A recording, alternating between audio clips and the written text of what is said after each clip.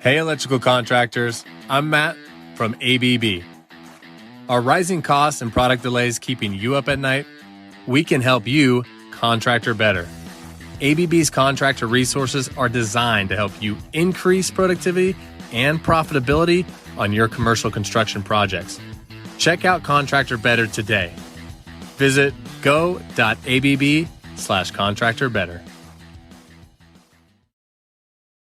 There's a highway that stretches across the 93 days of summer, where worship isn't offered to the sun, but to the smoking tire, the S-curve, and the spin turn. And if you ride it, make sure you do it in a Dodge Charger, Challenger, or Durango.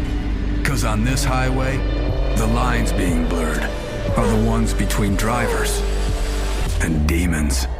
Welcome to Highway 93. Dodge is a registered trademark.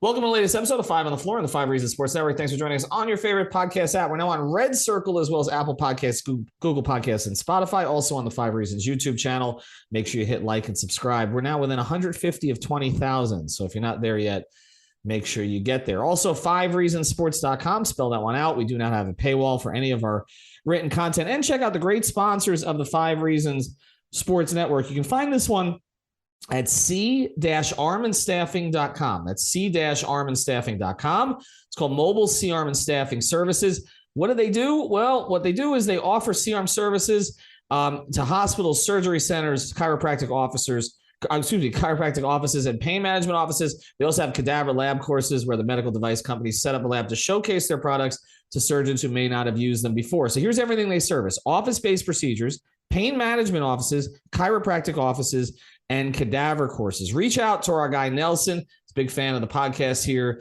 big Miami Heat fan. You can find him at c-armandstaffing.com. They've got a form there that you can fill out. He'll get right back to you, or give a call to 561-891-9620. That's 561-891-9620. Again, that's c-armandstaffing.com. And now, tonight's episode. Down to Biscayne. Yeah. 5 on the floor, ride for my dogs. Where here's the thing, you can check the score. Hustle hard, couple stars, wearing bubble frogs. Just like Puska said, you in trouble, y'all. Kept the floor playing, got it all Jamal Cain will make his way into sort of the forefront for the Heat. A player that was picked up in the offseason from Marquette. We know that the Heat love Marquette players, 6'7", a daily insider long, show on the Miami athletic. Heat and the NBA. I was told by Max Strus he was the single most athletic guy in the entire camp. Others from the And that, that includes Caleb Martin, Bam Adebayo, and others. And he's basically showed out in the first two games. So what we were trying to figure out was, okay, how do they keep this kid around, at least for now? Well, the way they decided to do that was to let Darius Days go. So Marcus Garrett still has the other two-way. We're going to get through kind of we've done this a little bit on the streams, but we're going to go through kind of what the contract situations are for some of these players. Greg's going to handle that. But then what we're going to do is we're going to look at three players in particular who've showed something during these games, okay? Nikola Jovic, first-round pick, who has, been eye-opening in terms of his offensive play and some of the other things he's done. Of course, Cain, and then Haywood Highsmith, who is sort of in the better roster position even now than Cain is, but he's a guy who, we project, possibly a back-end rotation role, maybe as sort of a PJ Tucker clone, especially with Darius Days now out of the picture. So, Greg, before we get to where they may fit this season, if any of them actually have a chance to play significant minutes, and then also what their long-term prospects are, what are their contract situations? I'll blitz through this because I think it's a lot more fun to get away from the numbers and into the basketball. But quickly, yes, Nikola Jovic is on his rookie deal. That's a rookie scale deal. So he's at $2.2 million for this year. You have Haywood Highsmith, who we've mentioned previously. He's at minimum salary, $1.75 million, but it's guaranteed on January 10th of 2023. So if he is on the roster on January 10th, right after the turn of the new year, he will have a fully guaranteed contract. They have a similar guarantee for $1 million with Drew Smith by January 10th. And then The rest of the guys are on the Exhibit 10 contract. So Drew Smith, we're not going to talk about much today, but Jamal Cain now is on a two-way contract. And then you have Marcus Garrett on your two-way contract. So that's kind of the main guys that I think we should really hone in on. And that, we've kind of identified some of these other Exhibit 10 guys. I think it's cool to continue to watch them, but give it some time in the system in the G League before we start breaking them down on full episodes. And what the Heat have right now is kind of a young core. And that young core is led by Bam Adebayo and Tyler Hero, who are kind of, faces of the franchise going forward. Both have their contract extensions. Then there's the group of players that popped last year, the former two ways, at different times, whether it was Caleb Martin, now has the guaranteed contract, multi-year contract, Gabe Vincent, Max Strus, who are now playing on really cheap deals, but may become expensive here in about a year. So that's part of sort of the next group. I guess you kind of throw Omer Yurtseven in there. We didn't know really whether to discuss him with the others today because he's a little bit further along, perhaps in terms of role and expectation this year, but he was kind of the project last year. And then we were sort of figuring out, okay, who's next? And we talked to Haywood Highsmith. He said he wanted to be next. Darius Days wanted to be next in terms of developmental project for the Heat that, adds to their long list of guys that are success stories. And I've said this before, the Heat have a problem because literally every agent who has a player who could have been drafted but wasn't is trying to get their guy to Miami because of the way that Miami develops these guys. But there are only so many slots. And then, of course, Udonis Haslem takes a slot here too. And they didn't want to go over the luxury tax. So you're really talking about two slots that they couldn't bring in young players necessarily for that group. So they have to use these two ways. And then, of course, you get a certain number of games. I believe, Greg, is it still 50, I believe? That is correct. Right. So, you only have a certain number of games, and that we were talking about how that was an issue with Caleb last year. And ultimately they fixed that issue or solved that issue. So let's go to the three guys we're going to talk about today. Okay. Now that you've sort of set the stage for where they are contractually. Jovic, Cain, Highsmith. Right now, Brady, from what you've seen and what the roster looks like without a trade, which of those guys is going to get the most minutes in the first half of the season, pre-trade deadline? This is interesting because I feel like this is a lot, and I'm not trying to have a cop-out answer to start this off, but I think it depends on who is the guy they're subbing in for, because a lot of this I feel like is kind of subbing in. I feel like we know who their top 9 or top 10 are, and if they show out, they can maybe sneak into that range. But the way these doors open is depending on which guy goes down for a week, which guy's not playing. Certain guys can slide in, and yes, they do play the same position. Generally probably playing the 4, they just do totally different things. And I think that's why that makes this interesting. Like let's just say specifically Jovic and Highsmith, for example, are two totally different players. Like they probably don't do anything the same. And that's what makes good roster construction, because you have different skill sets you can plug in. To answer your question, I would have said Highsmith maybe a couple of weeks ago, but I kind of am leaning towards Jovic. And It may sound crazy, but the reason I say that is because let's hypothetically say Jimmy's out for a week. Like he takes like 3 games off. I would personally say you sub-max into his spot. That's kind of the way they'll work. If we're saying Caleb is starting 4, I think they sub-max it and they go offense. Now you're trying to find the role of Max off the bench. And yes, you could say Duncan will play into that role, but I think he's already going to have spot minutes anyway. I think they're going to find ways in those type of slots is to just go total offense. We figured this out over recent time that after losing PJ, that's the way they're going to go here. And maybe Haywood could provide that at times as the 3-and-D player that we expect him to become. But it just feels like at certain slots of the season, they're going to say, let's just see what Jovic can do, because he's shown this. I think part of the stuff he could do, we could talk about kind of his kind of blueprint in general. But something that's really stood out to me is Highsmith knows this system because he's been here for so long. Jovic already knows the system. Like it hasn't even played a regular season game, and he knows the system very well because you see him out there immediately when he comes in. We were talking about this on post game the other night, how he's passing, screening away, running sets for this team. He knows where to be defensively, which is something I'll add in that I didn't expect heading in. I had question marks. I think everybody had question marks what he was going to become defensively. And he's not a defensive stopper, but he knows where to be off the ball. There was that one play where they trapped him in the corner. Ben Simmons, he made the pass. He hit the passing lane like Jimmy, and he ends up going the other direction for a dunk. Like, that's stuff you don't expect. So Personally, I think that's kind of the direction they end up going at slots of this season. And for my benefit of just watching wise, I want to see him next to Bam. Like, I really do, because I think their skill sets match. Like, I really do. Like, a guy that can play the perimeter and create off the dribble, make passes. Two guys that like to run the floor, but in totally different ways. Like, one guy that likes to sprint down the floor to finish. The other guy that likes to play make and get out in the break. Like, I think it's Jovic just for those type of reasons. And like I said, put him on the floor with Bam and let's see what can happen. Let's see it tomorrow. Like, why not? Perfect 4 next to Bam. We've heard that a lot. I actually saw somebody on Twitter was saying the perfect Bam next to 4 was Precious Chua, which, of course they had. So, he turned into a different player when he went to Toronto. But again, for the now, and after the break, we'll get into the later, right? So, like, for the now, Greg, it feels to me like if you just want a guy that you kind of know what you're going to get, I feel like Highsmith is the guy, right? Like, right. You right. He's like a plug and play, heat type player. Exactly. Cain has upside though. Like it feels like there's more there and he's applying it quicker, I think, than maybe even they anticipated. I knew they liked him coming into camp. And obviously they like the pedigree. They're very comfortable with players from that program, even though the coaching staff has changed over the years. But Jovic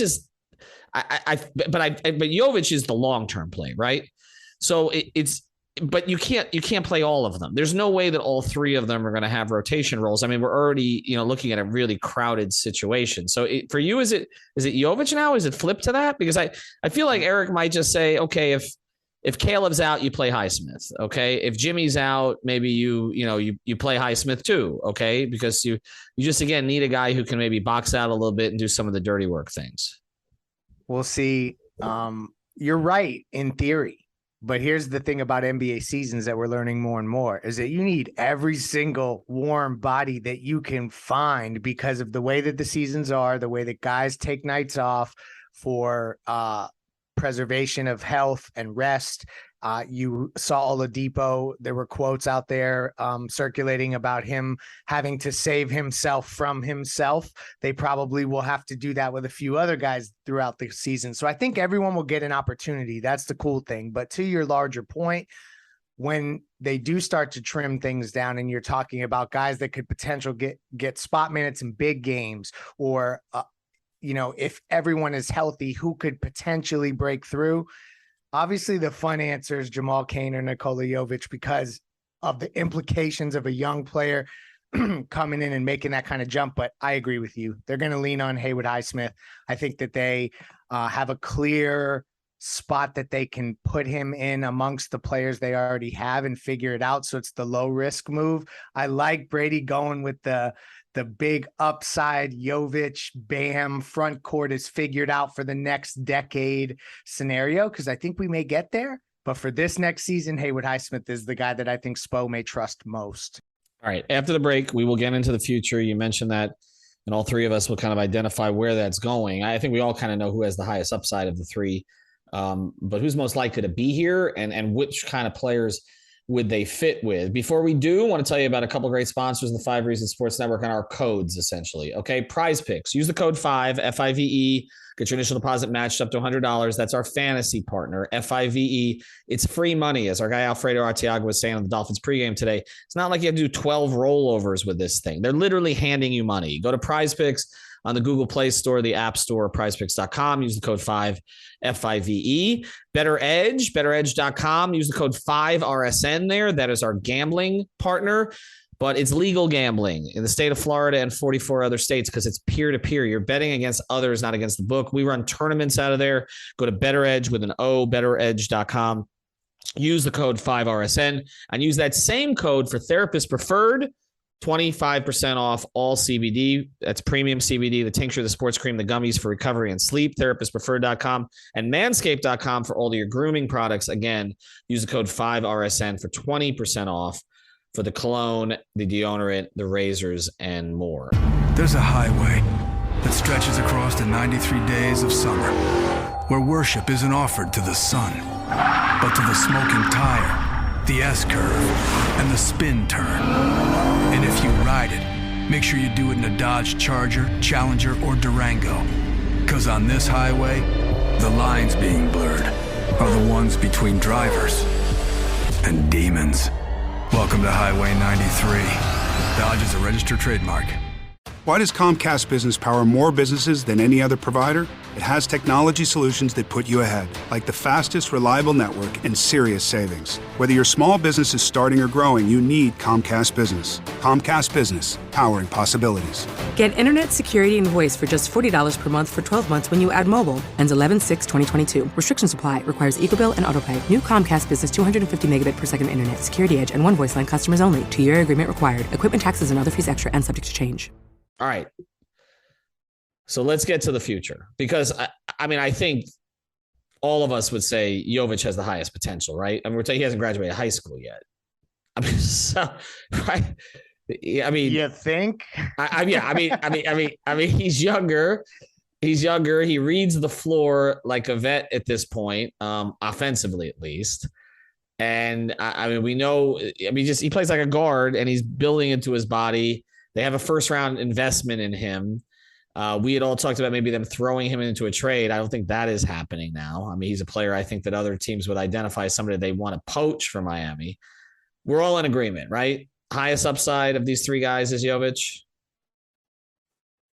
Yeah, upside. Yeah. But I think the question you threw out before about like who's most likely to be here looking upside wise, like I'm going with Jamal Cain if that's the question, because we've seen this development of two-way contracts and where they go every single time. Like it ends up being that they end up being a long-term thing because you get this long with them, then all of a sudden the conversion process, now they're on the regular roster. So it just feels more likely there. If we're talking basketball-wise potential, yes, it's Jovic, but I just feel like Cain contractually makes more sense. And I'll just say, like, you hit on it, Ethan, when you said about him picking up on stuff fast. Like, that speaks to this even more where I think about the future. Like, if he's picking up on stuff like this quickly, and it's what has he been the team? Like 2 weeks maybe throughout since the start of training camp.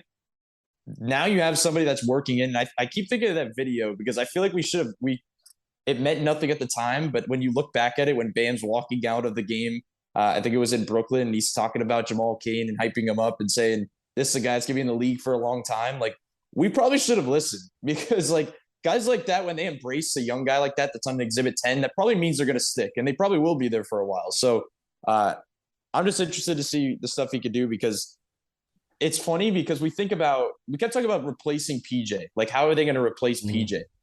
But it feels like Darius Days would be replacing PJ. That's the way you go.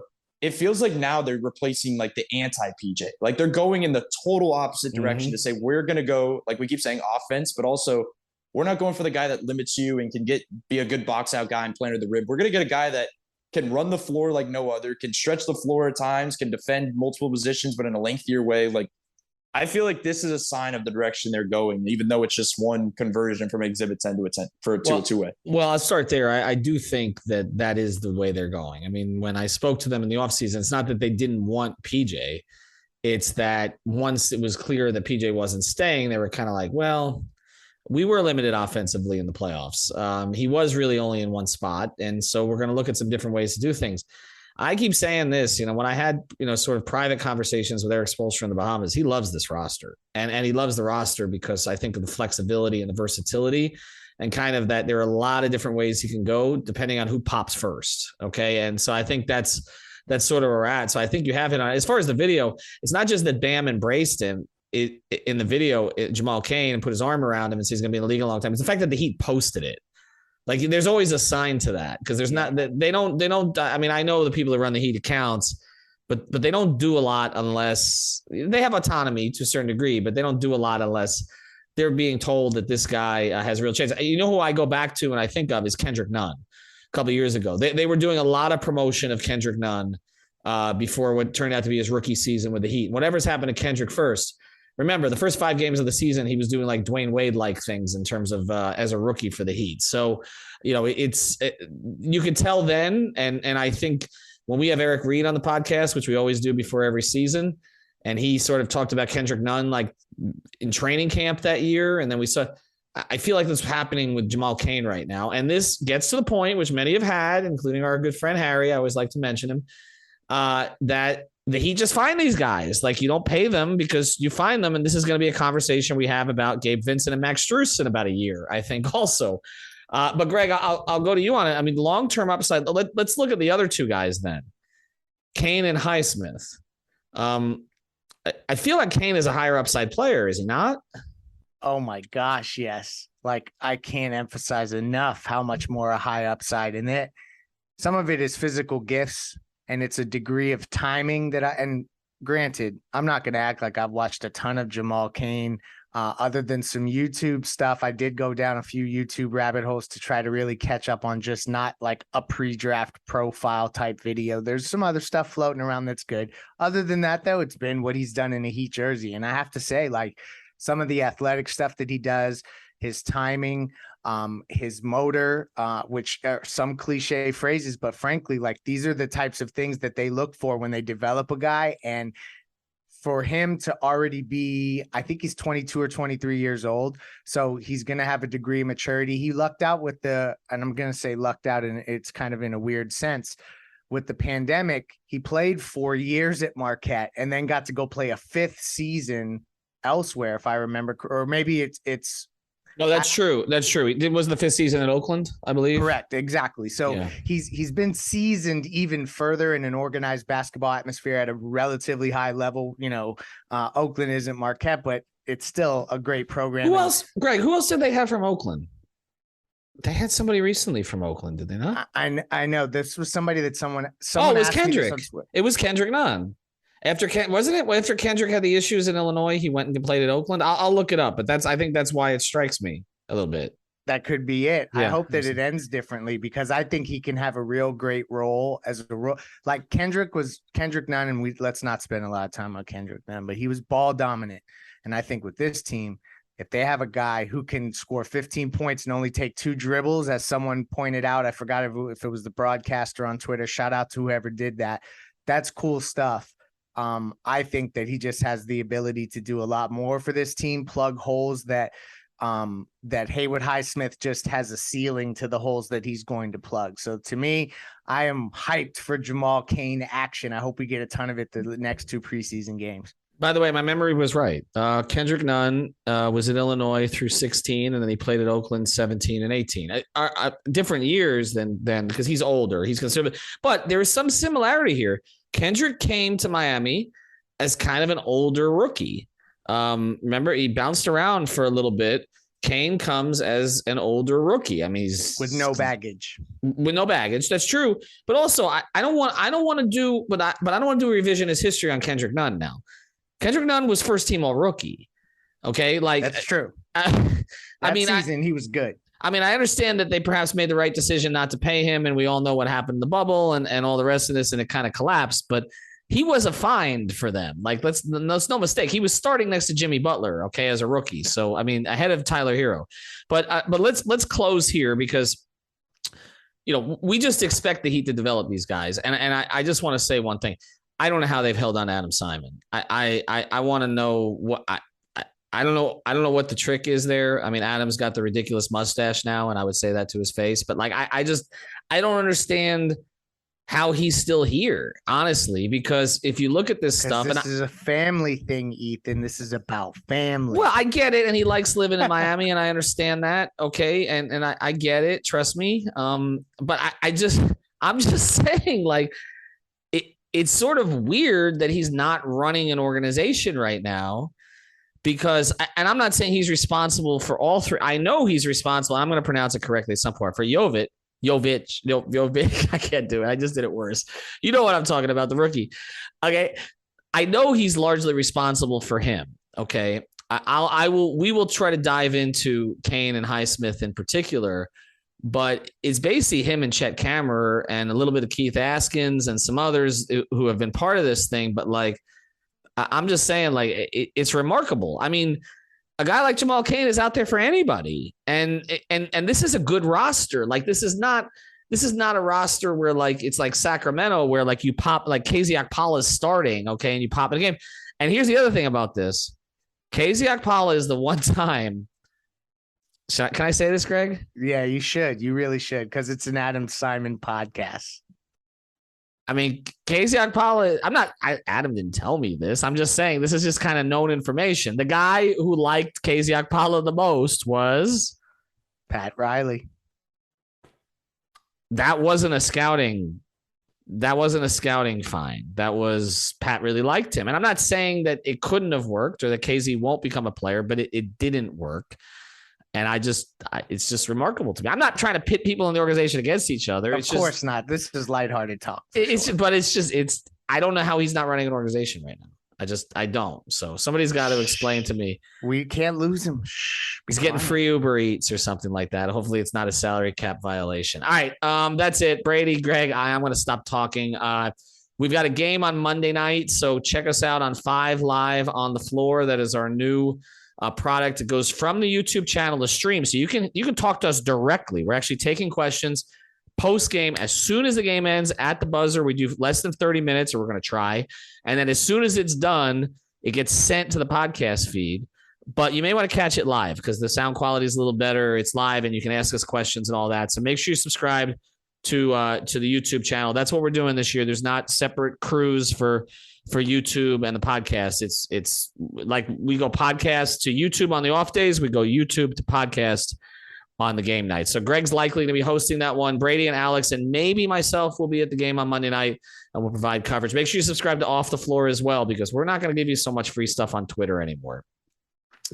Pay the $3.05. Okay. It's $3.05. It's not $305. Okay. So you can ante it up. Okay. And we're not raising it for inflation yet. Maybe it'll be 7.86 soon. All right. For Brady, for Greg, Alex will be back this week. Have a good night. 954. Thank you for listening to the 5 on the Floor on the 5 Regional Sports Network. One more rep. You know that feeling you get when things just magically work? Like when my 300 gyms get restocked ahead of schedule? Bingo! Your equipment supplier has Salesforce Customer 360. It unites teams around gym owners like you for wow moments like when new weights come in my custom shade of blue. And those gym towels you liked? So plush, so thick. With just one click. Wow. See how uniting your teams can help you wow customers at salesforce.com/customer360. There's a highway that stretches across the 93 days of summer, where worship isn't offered to the sun, but to the smoking tire, the S-curve, and the spin turn. And if you ride it, make sure you do it in a Dodge Charger, Challenger, or Durango. Because on this highway, the lines being blurred are the ones between drivers and demons. Welcome to Highway 93. Dodge is a registered trademark.